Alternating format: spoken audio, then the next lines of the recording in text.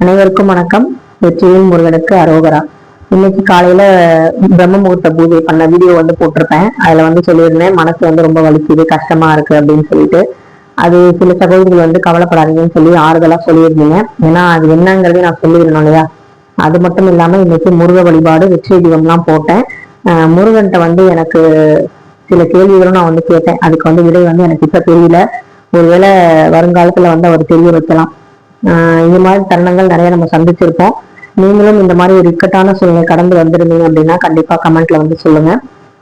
இதனால நம்மளுடைய பக்தி பாதிக்குமா அப்படிங்கறதையும் சொல்லுங்க.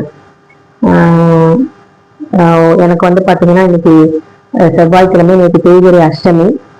பைரவர் கோயிலுக்கு போனோம். மாமனாருக்கு உடம்பு சரியில்லை அப்படிங்கிறதுனால பைரவர் கோயிலுக்கு போயிட்டு நல்லபடியா விளக்கெல்லாம் ஏற்றிட்டு வெண்பூசணி தீபம் ஏற்றிருந்தேன். அது கூட ஒரு சகோதரி கேட்டிருந்தாங்க, எதுக்காக அப்படின்னா திருஷ்டிகள் அகலறதுக்காக தான் அந்த வெண்பூசணி தீபம் ஏற்றுறது. வேற யாராவது நமக்கு பிடிக்காதவங்க ஏதாவது நமக்கு செஞ்சா கூட பைரவர் கோயிலுக்கு போக போக நமக்கு அந்த வினைகள் எல்லாமே அகலும். அதே மாதிரி நேற்று நைட்டு பாத்தீங்கன்னா எல்லா வேலையெல்லாம் முடிச்சுட்டு நாளைக்கு செவ்வாய்க்கிழமை சந்தோஷமா நம்ம விளக்கேற்றலாம்னு சொல்லிட்டு நைட்டு முதல் நாள் நைட்டு வச்சு படுத்தோம். படுக்க போகும்போதுதான் தெரிஞ்சது, ரொம்ப நெருங்கிய ஒரு நண்பர், குடும்ப நண்பர்னு சொல்றதை விட அவங்க ஒரு உணவகம் நடத்திட்டு இருக்காங்க, ஹோட்டல் வச்சிருக்காங்க. அங்க பாத்தீங்கன்னா நாங்க ரெகுலர் கஸ்டமர்னே சொல்லலாம். ஏதாவது ஒரு விசேஷம், ஃபங்க்ஷன், தீபாவளிக்கு கூட ஒரு பிரியாணி செய்யணும் அப்படின்னா கூட அவங்க கிட்டதான் ஆர்டர் கொடுப்போம். தம்பியோட பிறந்த நாளைக்கு அவங்கள்ட்ட தான் ஆர்டர் கொடுத்தோம். என்னை விட ரொம்ப சின்ன வயசு பையன்தான். கல்யாணம் ஆகி ஒரு பெண் குழந்தை 5 வயசுல இருக்காங்க. அவங்க பாத்தீங்கன்னா இந்த வயசு சாகிறது அப்படிங்கிறது, அதாவது நம்ம உயிர் போறது அப்படிங்கிறது எல்லாருக்குமே நடக்கக்கூடிய ஒரு விஷயம்தான். ஆனா அதுக்குன்னு ஒரு வயசு இருக்கு. ஒரு வாழ்க்கையை அனுபவிக்காத ஒரு பிள்ளை, நல்ல பிள்ளை, குடும்பத்தை பாத்துக்கிற ஒரு நபர், எந்த ஒரு பழக்கமும் இல்லாம முருகன் மேல அதீத அன்பு கொண்ட ஒரு நபர். போன வாரத்துக்கு முந்தின வாரம் சுவாமி மலை, போன வாரம் பழனி, இந்த வாரம் திருச்செந்தூர் போலான்னு சொல்லி பிளான் பண்ணி வச்சுக்கிட்டு முருகனையே நினைச்சுக்கிட்டு இருந்த ஒரு அற்புதமான தம்பி இன்னைக்கு எங்க கூட இல்லை. இனிமே அந்த ஹோட்டலுக்கு போகுமான்னு கூட எனக்கு தெரியல. மனசு ரொம்ப வலிச்சிச்சு, ரொம்ப தாங்கவே முடியல. இத்தனைக்கும் நமக்கு ரத்த சம்பந்தமோ இல்ல சொந்தக்காரங்களோ எதுவுமே கிடையாது. ஆனாலும் மனசு ரொம்ப வலிக்குது. இந்த மாதிரி ஒரு தருணத்தை நீங்க கடந்து வந்திருக்கீங்களான்னு சொல்லுங்க. எனக்கு 2வது குழந்தை தரிச்சு அபார்ஷன் ஆனப்ப கூட நான் நன்றிதான் சொன்னேன் கடவுளுக்கு. பரவாயில்ல, எனக்கு ஒரு குழந்தை கொடுத்துருச்சுல, இன்னொரு குழந்தை ஏதோ ஒரு காரணத்தினால இல்ல, அது இல்லாதவங்களுக்கு அந்த குழந்தை போய் சேரணும் அப்படின்னு சொல்லிதான் நான் வேண்டிக்கிட்டேன். ஆனா இன்னைக்கு என்னால நன்றி சொல்ல முடியல. எதுவுமே என்னால சொல்ல முடியல. அது நம்ம முருகன்ட்டையே நம்ம என்ன பேசுறேன் அப்படிங்கிறத வீடியோவை ஸ்கிப் பண்ணாம பாருங்க. நான் இன்னைக்கு வழிபாடும் செஞ்சிருக்கேன். ஆனா என்னால ரொம்ப முழு மனதோட முருகன்கிட்ட சந்தோஷமா இன்னைக்கு நான் என்னால வேண்ட முடியல. அதுதான் உங்ககிட்ட நான் ஷேர் பண்ண போறேன். இந்த மாதிரி ஒரு தருணத்தை நான் எதிர்பார்க்கவே இல்லை. இது மாதிரி யாருக்குமே நடக்கவும் கூடாது அப்படிங்கிறதான் நான் இறைவன்கிட்ட இன்னைக்கு வேண்டிக்கிறேன். அப்பா இறப்பு கூட ஒரு 15 வயசுல ஏற்பட்டப்ப அதை கடந்து வந்துட்டேன். அதுக்கப்புறம் நான் எந்த இறப்புக்கும் பெருசா ரியாக்ட் பண்ணதில்லை, அழுவது கிடையாது. ரொம்ப மனசை நான் தேத்திக்கிட்டு தைரியத்தை வளர்த்துக்கிட்டேன். அதுக்கப்புறம் என் வாழ்க்கையில எடுத்த முடிவுகள் எல்லாமே சுயமா சிந்திச்சு எனக்கு எது சரின்னு படுதோ அதை செஞ்சேன். அதுல நான் வெற்றியும் அடைஞ்சிருக்கேன். ஆனா இந்த ஒரு இழப்பு எனக்கு எந்த ஒரு சம்பந்தமும் இல்லைதான். ஒரு ஹோட்டலுக்கு சாப்பிட போனோம்தான். ஆனா அவர் எங்க கிட்ட பேசுற விதம், எல்லார்கிட்டையும் வர்ற கஸ்டமர் எல்லாத்தையும் ஒரு நடந்துக்கிற விதம், ஒரு ஹோட்டல் ஓனர் மாதிரி ஒரு நடந்துக்கிட்டதே கிடையாது. அண்ணன், அக்கா, என் மகனை மாப்பிள்ளை அப்படின்னு தான் கூப்பிடுவாரு. எந்த ஒரு விசேஷமானாலும் அவர்கிட்ட தான் நாங்கள் சொல்லுவோம். ஸோ அந்த மாதிரி ஒரு இருக்கிற தம்பி இப்போ நம்ம கூட இல்லைங்கும் போது வருத்தமா இருக்கு. என் பையன் நேற்று என்ன கேட்டான் அப்படின்னா, நைட்டு அந்த மாமா எப்பவுமே ஏதாவது மாலை போட்டிருப்பாங்க, விபூதி குங்குமம்லாம் வைக்கிறாங்க, முருகனை இவ்வளவு தூரம் கும்பிடுறாங்கல்ல, ஏன் முருகன் காப்பாத்திருக்கலாமே, ஏன் காப்பாத்தல அப்படின்னு சொல்லி என்கிட்ட கேட்கும்போது எனக்கு அதுக்கான விடை சொல்ல முடியல. எனக்கு அதனால என்ன சொல்றதுன்னு தெரியல. இந்த மாதிரி ஒரு விஷயம், அதாவது முதல்ல விழுந்த விதை, விழுந்த மலைத்துளி, யார் முதல்ல பிறந்தாங்க, இந்த உலகத்துல எந்த உயிரினம் வந்துச்சு, முதல்ல விட்ட மூச்சு காத்து, முதல்ல அமாவாசை, பௌர்ணமி, இது எல்லாமே நமக்கு தெரியாது. அதெல்லாம் இன்னும் யாருமே கண்டுபிடிக்கல. முதல்ல ஒரு மலைத்துளியை யாராலும் சொல்ல முடியுமா? சொல்ல முடியாது. ஆனால் அது மழை பெஞ்சிருக்கு, இன்னமும் பெஞ்சுக்கிட்டு இருக்கு, இனிமேலும் பெய்ய போகுது. அந்த மாதிரி சில விஷயங்களுக்கு நமக்கு விடையே தெரியாது. அந்த விடை வந்து பிரபஞ்சத்துக்கும் அந்த கடவுளுக்கு மட்டும்தான் தெரியும். கடவுள்கிட்ட நான் என்ன பேசினேன் அப்படிங்கிறத இந்த வீடியோவை பாருங்க. காலையில வந்து எப்பவும் போல நான் வந்து விளக்கு வந்து ஏற்றினேன். ஆனால் ஏற்றுறதுக்கு மனசே வரல.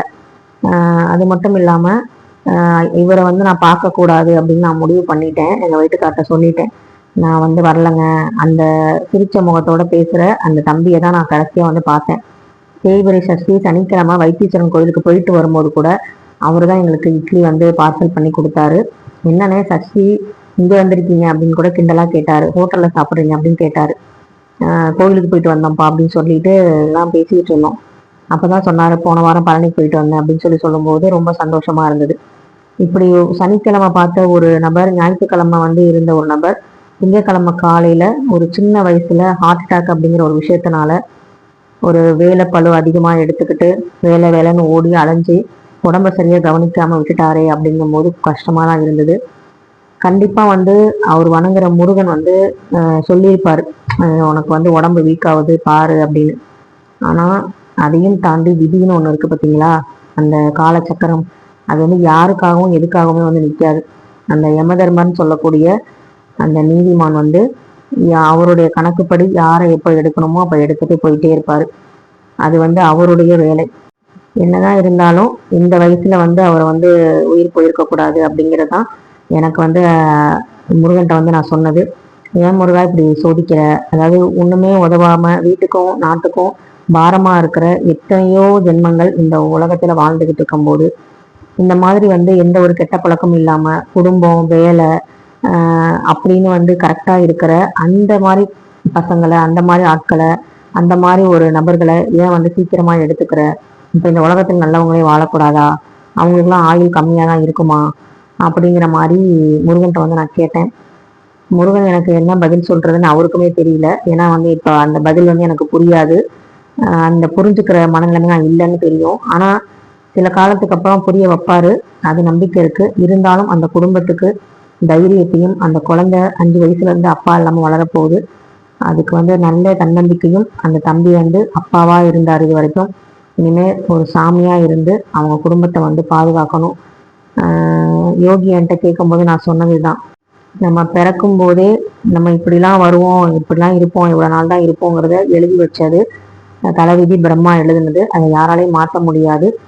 நம்ம செய்கிற தவறுகள் நம்ம இருக்கிற வரைக்கும் என்ன மாதிரி விஷயங்கள் நல்லது செய்யலாம் அப்படிங்கிறது வேணால் நம்ம டிசைட் பண்ணலாம். ஆனால் இந்த பிறப்பு இறப்புங்கிற விஷயத்த நம்மளால யாராலையுமே வந்து சொல்ல முடியாது. இவ்வளோலாம் தெரிஞ்சுதான் இந்த மக்கள் வந்து இவ்வளோ ஆட்டம் ஆடுறோம், எல்லாமே வந்து நம்ம செய்கிறோம், பாவங்கள் செஞ்சுக்கிட்டு தான் இருக்கோம். இனிமேல் தெரிந்தவங்க இன்னைக்கு இல்லாமல் போகிறாங்க. இது வந்து ஒவ்வொரு தடவையும் ஒவ்வொரு இறப்பையும் நம்ம கற்றுக்கிட்டு தான் இருக்கோம் பாடம். ஆனாலும் ஒருத்தருக்கு ஒருத்தர் செய்யக்கூடிய துரோகங்கள், அந்த கோபங்கள், கெட்ட எண்ணங்கள் வந்து இன்னுமே மறையவே இல்லை, இருக்க அதிகமாயிட்டு தான் போகுது. எனக்கு என்னன்னா, என்னை வந்து சிவபெருமான் வந்து நான் வந்து ஒருவேளை எனக்கு வந்து உயிர் போகும்போது நான் கஷ்டப்படாம போகணும் என் உயிர். அது மட்டும் இல்லாமல் யாருக்கும் பாரம் இல்லாமல் இருக்கணும். சிவபெருமான் வந்து எனக்கு துணையா வந்து அந்த இடுகாட்டில் வந்து இருப்பாரு அப்படிங்கிற நம்பிக்கையில நான் வந்து பூஜை பண்றேன், அவ்வளவுதான் அப்படின்னு தான் சொன்னேன். நம்ம வந்து நம்மளுடைய ஆன்மா வந்து எப்பவுமே வந்து ஒரு நிலையானது இல்லை, ஒவ்வொரு இடத்துக்கும் மாறிக்கிட்டே போகும். இந்த உடம்பு வந்து நிலையானதுலாம் கிடையாது. அது வந்து இப்போதைக்கு இந்த ஆன்மா இதுக்குள்ள இருக்கு, அதுக்கப்புறம் நமக்கு வேற இடத்துக்கு போயிடும், கூடு விட்டு கூடு பாயிற மாதிரி போயிடும் அப்படின்னு சொல்லி அவனுக்கு ஒரு கதை மாதிரி நான் சொல்லி புரிய வச்சேன்.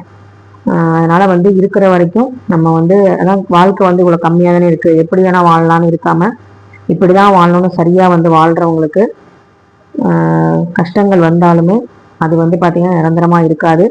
கண்டிப்பா வந்து அவங்க குடும்பத்துக்கு ஏதாவது ஒரு வகையில நல்லது வந்து நிச்சயமா தம்பி வந்து செய்வாரு.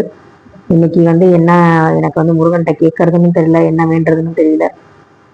சிறுவாபுரி முருகன் உண்டியல்ல உங்களுக்காக வந்து சப்ஸ்கிரைபருக்காக, வீடு கட்டணும்னு நினைக்கிற எல்லாத்துக்காகவும் உண்டியல்ல வந்து காணிக்கை செலுத்திட்டேன். என்னுடைய குலதெய்வத்துக்கும் காணிக்கை செலுத்திட்டேன். இன்னைக்கு வந்து முருகன்கிட்ட வந்து நிறைய பேசினேன். ஆனால் வந்து பதில் வந்து எனக்கு அவர் எப்போ கொடுப்பாருன்னு எனக்கு தெரியாது. இதனால வந்து என் பக்தி குறைஞ்சிச்சான்னு கேட்டால் இல்லை. அப்பாட்ட வந்து கோவப்படலாம், ஆனால் வந்து அவரை விட்டுலாம் போக முடியாது இல்லையா? அந்த மாதிரி தான் முருகன்ட்டையும். அவருடைய கணக்கு வந்து நமக்கு புரியாது. ஆனால் நான் முருகன்கிட்ட ஒன்னே ஒன்று சொன்னேன், எப்பவும் போல உன் கணக்கு எனக்கு புரியல, ஆனால் வந்து எதுவாவது ஒரு காரணத்துக்காக தான் அப்படி நடந்திருக்கும். எதுவாக இருந்தாலும் இன்னைக்கு உனக்கு நன்றி சொல்ல என் கை வந்து வரலப்பா அப்படின்னு மட்டும்தான் சொன்னேன். அதையும் நான் முருகன்கிட்ட ஓப்பனாகவே சொல்லிட்டேன். இந்த ஒரு விஷயத்த நீங்கள் எப்படி வந்து பார்க்குறீங்க அப்படின்னு கமெண்ட்டில் மறக்காமல் சொல்லுங்கள். என்னதான் இருந்தாலுமே நம்ம சராசரி மனுஷங்க தான் அப்படிங்கிறத இந்த மாதிரி தருணங்கள் நமக்கு அப்பப்போ நினைவூட்டிட்டு தான் இருக்குது. எவ்வளோதான் நம்ம சாமி கும்பிட்டு பேசினாலும், சாமியை வந்து நேசித்தாலும், சில தருணங்களில் நம்ம சாமி மேலே கோவப்படுற மாதிரி தான் இருக்குது. சந்தோஷப்பட்டாலும், கோவப்பட்டாலும், அழுதாலும், புலம்புனாலும் எல்லாமே வந்து முருகன் தான். அந்த பையனோட ஆத்மா சாந்தி அடையணும்னு சொல்லி நான் வேண்டிக்கிறேன். நீங்களும் வேண்டிக்கோங்க. நன்றி, வணக்கம்.